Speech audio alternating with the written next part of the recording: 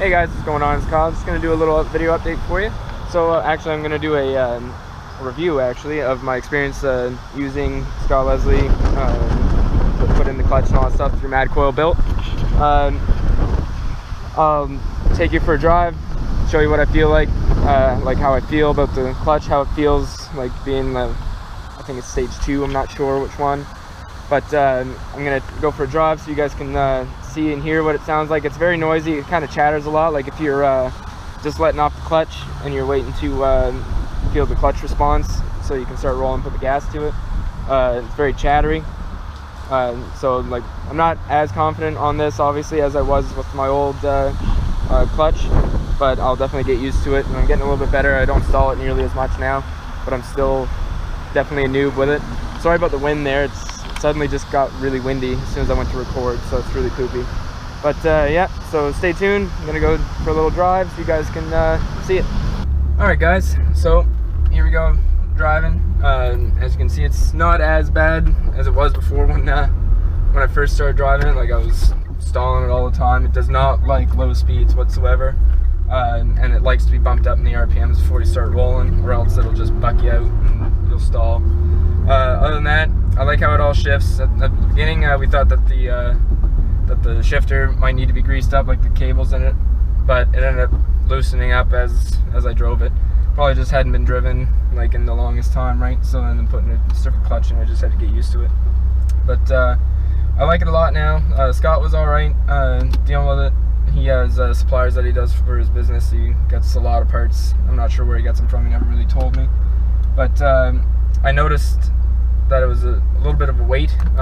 Like all parts companies that bring in aftermarket parts, they're not always as reliable on like their timings, just because they have a lot of people asking them for parts.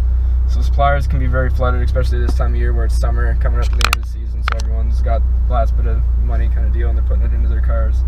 So that was a little bit of a downside for me. For the whole experience, just because it took such a long time for parts to come in. It took about 3 weeks, I believe, and then finally, once he got them, then Scott has problems with Scott has a bit of problems with space, as his current location is just his house, and he's got a garage, detached garage that he puts his car in at a time and does work on it. So it's very limited space there, so that's a downside as well. But he's always there, like talking to you, no problem.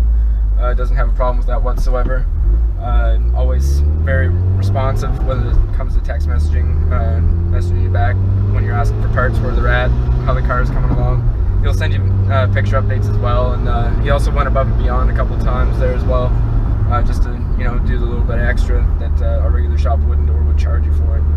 So he definitely helped me out a lot. Like it's a very expensive job to get done. Like if I had gone to the dealership and asked them, hey, yeah, you want to put this clutch in there for me and this flywheel, they would have been like, what the heck? Okay, sure, and that'll be $100 an hour, and that's a 20-hour job, and they'll just bill you for it, whether it takes that long or not, most likely. It's very, very in-depth job as well. Like there's a lot of interference parts that you have to come off. You have to take the intake off. You have to take the cross member for the subframe off. And that was my experience there with that. Once he got the parts and he finally got room for the car, it was about another 2-3 days by the time he got room for the car. So then by the time he got the car, it was about 3.5 weeks, and then once he got the car in there, it took him 4 days to put the clutch in. Took him a little bit longer than we had both predetermined. Like he said, it was a 20-hour job. It would probably take him a couple days, but it's a couple days of like working on and off kind of deal. And also he broke a couple tools when he was doing it, so that slowed him down a day, and just a bunch of little things. He had to go to the shop, and like we have the car club here in Windsor Park. Went there, did up the subframe bolts for me just so that they'd be clean and easier to put in anyway. But he did that. After that, he got it all in, threw it together. The only thing that he did wrong that I didn't like was the relief, or the recirc valve from stock setup. He actually put that in backwards. So when I started driving, I was like, "There's something definitely wrong." It's building a lot of boost, and it was fluttering. It was, and it was barely going anywhere. I was like, "No, this is wrong." So I brought it back to him. I didn't even check under it myself, and I was talking to him. I was like, there's something wrong with the recirc valve. There's definitely something wrong there. He's like, okay, yeah, bring it back in, and we'll see what it is. And as soon as I popped the hood, I was like, oh, there it is. And then he started thinking, because he took pictures of along the way and everything, how he ripped it out and everything. So he's seen it. He's like, yeah, it's upside down. So he put it in backwards, which was bad because the air will go path of least resistance, which is back through the turbo side probably. And yeah, the little vent line just wasn't having it. So that was a little bit scary there. But that's all done up now, and I didn't see any problems. So that's a plus. There's nothing else that's broken. So car's driving really nicely now. Definitely happy with how it feels. Hill starts are a little bit sketchy for me still. Don't have them 100% down, but I am getting better. See, a little bit of a hill start. But the clutch, for me, and like for feeling differently to the stock clutch, I don't have a lot of experience with driving different kind of cars with different clutches in it. But this one here, the HDSS from ACT, seems to be okay for me. It's like a happy medium for like daily, because I daily drive this, right? Like I'm going to the grocery store right now to pick up some stuff, and I'm able to drive it, and it's not like and just lugging all over the place if you're going too slow, or when you shift, it shifts hard, like it'll be like, poof, okay, there you go. And if you don't get it in the right RPM, it slaps a bit, and it'll really send you going. But other than that, I like it. I'm not upset about it. It's starting to get bright now. What the heck? The weather in this province, I'm telling you. Woo.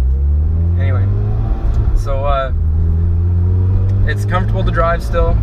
Like I'm still getting used to shifting it and everything like that. So there's a couple words like, oops, sorry, and then it'll buck a little bit and then keep going. But it's definitely getting better. The clutch sounds good, feels good. I'm happy with it. I'm obviously, like, I needed it replaced, and I'm definitely glad that I went with aftermarket, because OEM would have cost me probably double everything. Like, it would have cost me double for the install, double for the parts, but I probably would have had it a little bit quicker. I'm okay with paying a little bit less and having it slower. Like, I'm okay with that. I had other vehicles that I could use. Would I recommend Scott Leslie for doing this kind of work again? Yes. I haven't run into any problems with it. I've gone about 600 kilometers on the clutch so far, and it feels great. Everything's working, other than a couple of like little things. It works great. So I'm okay with that, and I would definitely recommend it. He works more on Hondas and Acuras, stuff like that, and builds than like crazy builds. I haven't seen a lot of his builds actually out there driving a lot, except for maybe Nick Payne's here in Halifax. He's got his stuff all over the place. But that's very nice, like completely, it's hard to explain what the build was meant to be for, but he definitely likes doing burnouts. So it seems to be holding up quite well for him. I haven't heard any grumbles about it, and I'm happy that everything's working out. I'm happy that I went to Scott, and I would definitely recommend him for other people to get the job done. If you're okay with, waiting a little bit longer, and for the most part you pay a little bit less as well. So I think most people would be okay with that in the end. So I'm just here at my destination, which is at Walmart. So I'm gonna sign off from there, guys. Thanks a lot for listening. If you have any questions, feel free to message me or comment below, and I will see you guys next week. All right, guys, cheers.